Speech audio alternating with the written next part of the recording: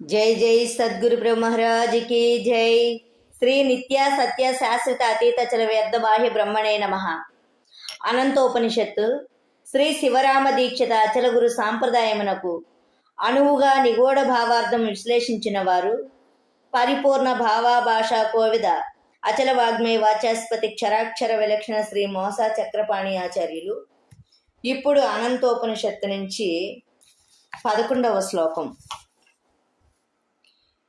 నిరాభాసం నిరాధారం స్వప్రకాశ వివర్జితం భ్రాంతి జ్ఞానం పరిత్యజ్య సర్వం నాస్తి నిశ్చితం. శ్లోకం యొక్క తాత్పర్యం ఏమంటే, పరిపూర్ణ పరబ్రహ్మము మాట్లాడదు, దానికి ఇంకొక ఆధారము లేదు, ప్రకాశము అంతకంటే లేదు, భ్రమ చెందడం కానీ వేరొక దానిని గుర్తించే జ్ఞానము కానీ లేదు. ఇటువంటివి ఏవీ లేనిదే బట్టబయలైన బ్రహ్మమని నిర్ధారణ చేసుకోవలెను. ఇక దీని యొక్క భావార్థం ఏమంటే, ఎరుక చిన్నెలు లేని బ్రహ్మము మాట్లాడగలదా? లేదు. మాటలతో చెప్పగలమా? లేదు. మాటలకు లొంగగలదా? లేదు. అటువంటి బ్రహ్మము సర్వము నిండి ఉన్నదంటే ఎందులో నిండి ఉన్నదని చెప్పగలము? నిండి ఉండడానికి ఇంకొకటి ఆధారమై ఉండాలి. చెరువు నీళ్లతో నిండి ఉన్నదంటే దానికి మడుగు గట్లు ఆధారమై ఉన్నవి. అదే విధముగా బయలు నిండి ఉండడానికి ఆధారం ఉందా అని ప్రశ్నించుకుంటే బయలుకు బయలే సాటి కానీ దానికి ఇంకొకటి ఆధారము లేదు. అది బట్టబయలు. దీనికి ముందు ఏదీ లేదు, అందుచేత ఇంకొకటి దీనికి ఆధారం కాజాలదు. ఆ పరబ్రహ్మము ప్రకాశవంతమైన వెలుగు గాని చీకటి గాని కాదు.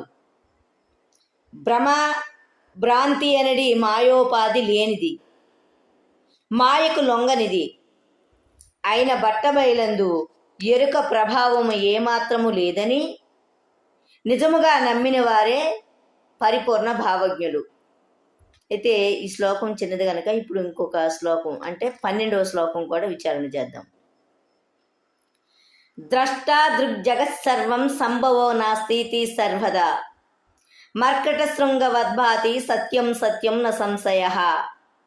శ్లోకం యొక్క తాత్పర్యము, పరిపూర్ణ పరబ్రహ్మములో చూచేది, చూచునది, చూడబడేది ఎప్పుడూ లేదు.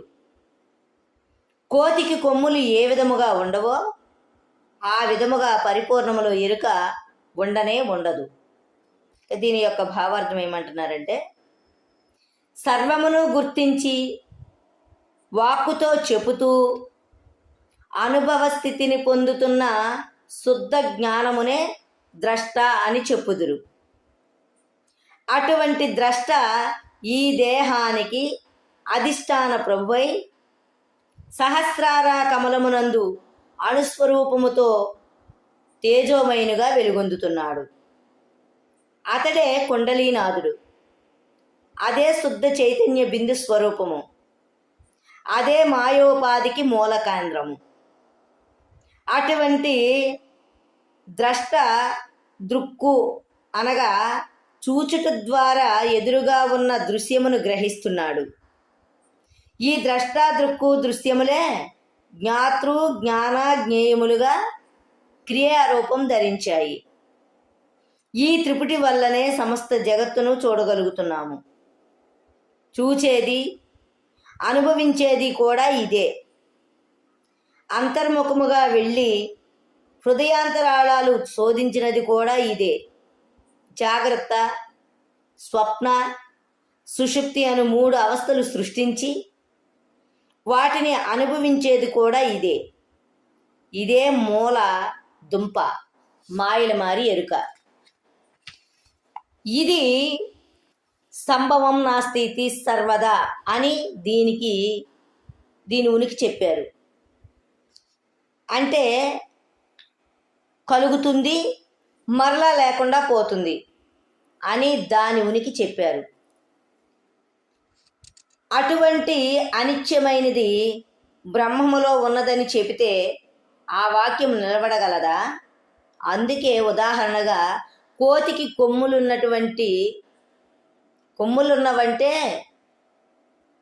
కొమ్ములున్నవంటే ఏ విధముగా నమ్మరో అదే విధముగా బ్రహ్మమందు ఈ త్రిపుటి ఉన్నదంటే నమ్మకూడదని వక్కాణించారు. ఇప్పుడు 13వ శ్లోకము. మాయా కార్యాదికం నాస్తి భయబ్రహ్మ సదానహి బ్రహ్మస్పృహ భ్రమో నాస్తి వంద్యాసూనురివాపిచ. ఈ శ్లోకం యొక్క తాత్పర్యము, ఎవరైతే ఎరుకచే కలుగుతున్న సమస్త కార్యములకు భ్రమించరో వారికి జనన మరణముల భయము లేదు. ఎట్లనగా గొడ్రాలికి బిడ్డడు లేనట్లు ఎల్లప్పుడూ బ్రహ్మభావము కలిగి ఉన్న వారికి భ్రమ దగ్గరకు చేరదు.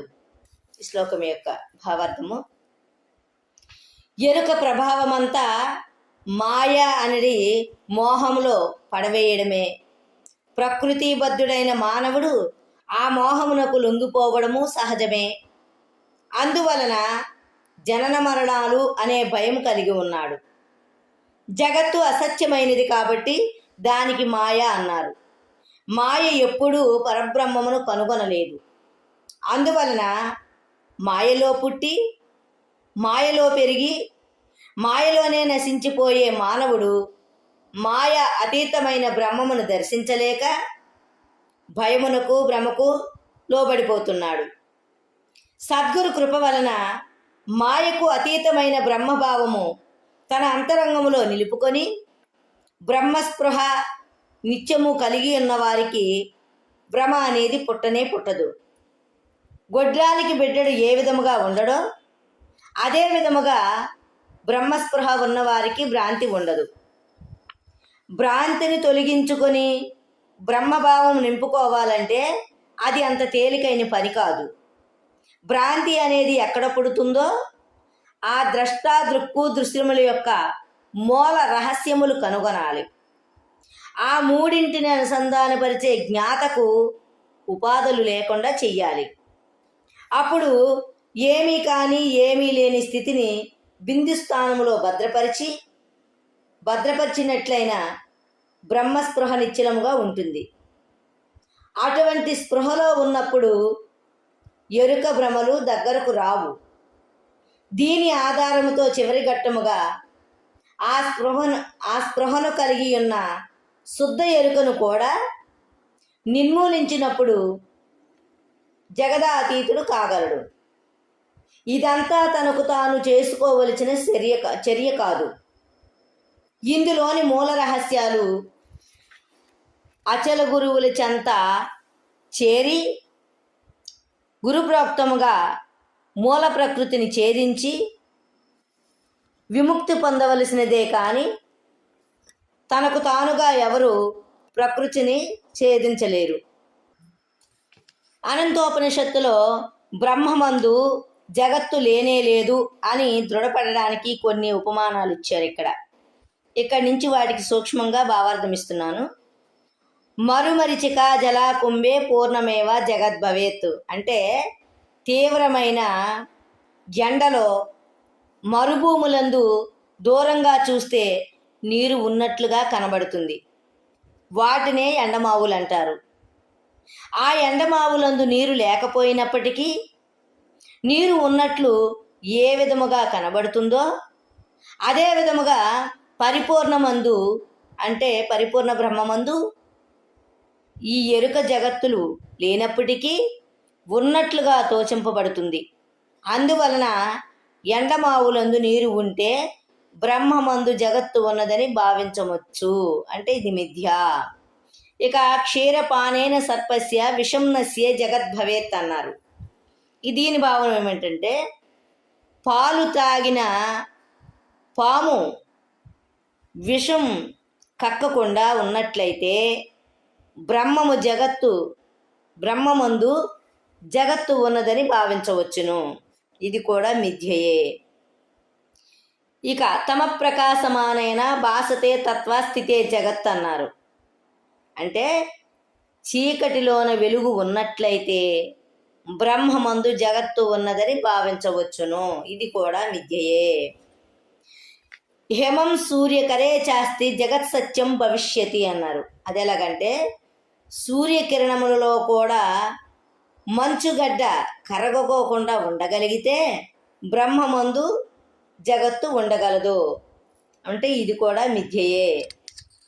ఇంకొకటి మహిషే గోరూపవద్భాతి జగత్ సత్యం భవేత్ అన్నారు.